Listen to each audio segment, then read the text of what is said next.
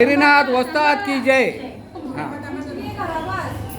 आता ही पालखी आपण किती वर्षापासून आणि हा कार्यक्रम चालू आहे आपला दिवाले गावचा बैरदेवाचा बोला.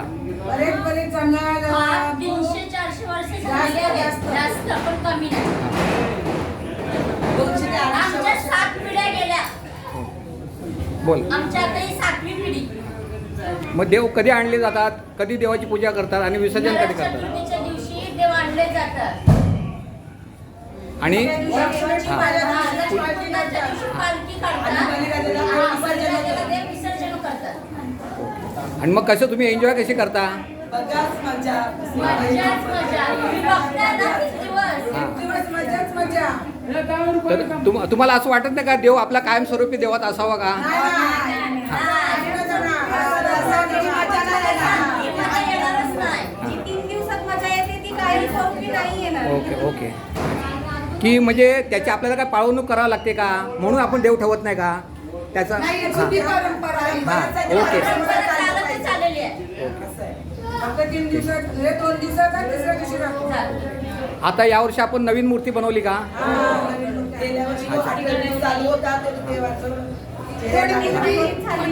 खंडित झाली म्हणून खंडित झाली होती ना, ओके. त्याच्यामुळे ती नवीन बनवावी लागली. ओके ठीक आहे. मग तुम्ही सगळे गावचे परत किती गावचे सगळे लोक येतात रात्रभर पाहुणे चालू असतात का?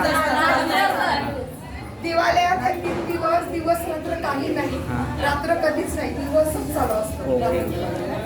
एवढी रात्र पण रात्र म्हणून वाटत नाही, दिवसच वाटतो. एवढी गुण दिवस रात्र. धन्यवाद धन्यवाद. बैनाथ वस्ताद की जय.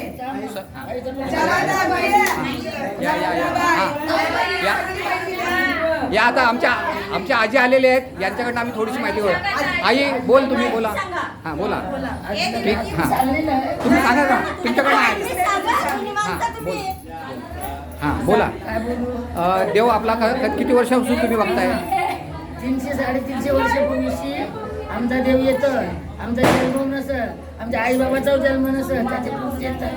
म्हणजे आता आम्हाला माहिती नाही, पण तशी परस्परी चाललेली ती लोक येतात, मजा करतात. समजा आता कोणी काय येणे का आणायला नाही, सांगायला नाही जात बाबा आमच्याकडे जे या म्हणून. कोणाचं आमंत्रण नाही.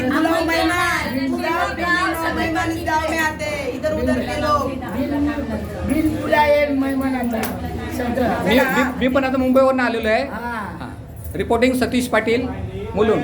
सगळे